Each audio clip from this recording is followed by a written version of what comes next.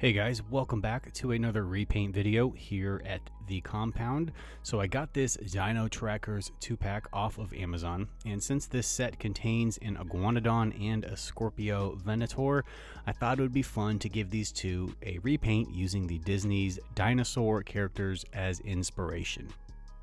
Now, I know the Scorpio isn't a Carnotaurus, but it's an Abelisaur, so it's in the same family as the Carno, so this 2-pack actually kind of works out for the particular decos I want to put on them.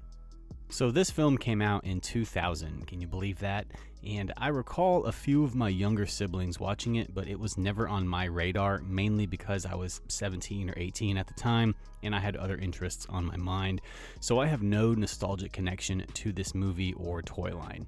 However, I know several of you do and have requested an Aladar Iguanodon repaint in the past, and I'm all about giving everyone a hit of nostalgia in my videos when I can, so this one is for all you Disney dinosaur fans out there.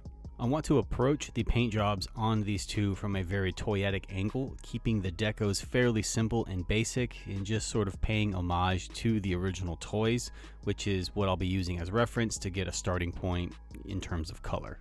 As always, everything I'm using will be linked down below if you're painting along with me. So I've got two dinosaurs to paint, so I'm going to go ahead and jump right in and get started. So I'm going to start off with the Iguanodon first, and anytime I can play off the factory plastic, I will. It's just a little less painting I have to do, so that's what I'm going to do here. So I'll just go in with some dead flesh and paint over the brown patterns just to get them out of the way, and with a blank canvas, now I can start to lay down my colors. So I'll go in first with some light purple, kind of like a lavender color, and I'm going to lay down a fade on top of the head and blend it down into the neck. With that done, now I'll start to build up the blue tone on his body.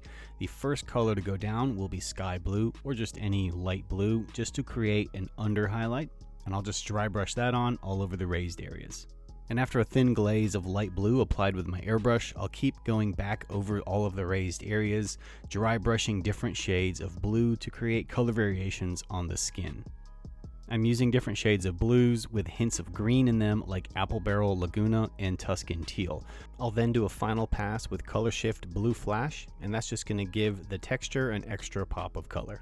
The key to this is just laying down several different dry brushed layers over each other and applying them heavy in some spots and light in others. Just experiment with it and see what you can come up with.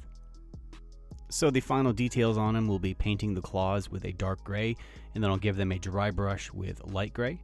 I also dry brushed the raised areas along the bottoms of the legs with bone white and painted his tiny eyes yellow with a black dot, which I didn't film because, you know, I'm a professional here and I forgot to turn my camera on. So I'm sorry, cut me some slack. I'm doing two repaints at once. But anyways, the Iguanodon is done and he is looking good. So here's a quick 360 of him on the turntable. And what I'm going to do is go ahead and get things cleaned up and resituated, and when I come back, we'll start on the Scorpio.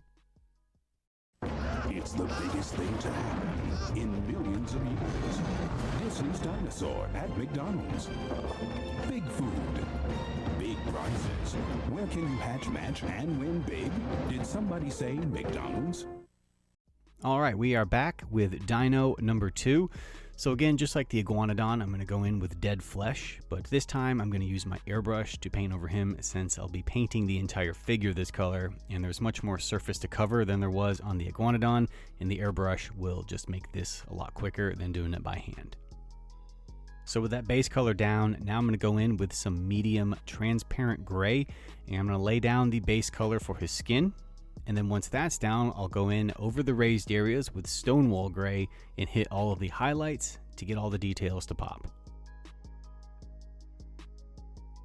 Now with all of the gray done, I'm going to go in with magenta and start to lay down the top color over his skin, and I'll fade that down into the gray area.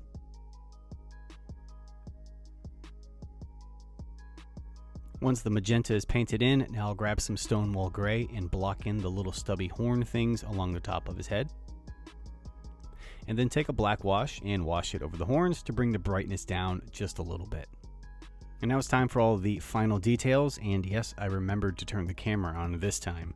So I'm going to go in first and paint his eyes, and I'm going to use yellow for the main eyeball part, and then I'll go back in with a little tiny black dot, and I'll add a white light catch just to bring those things to life.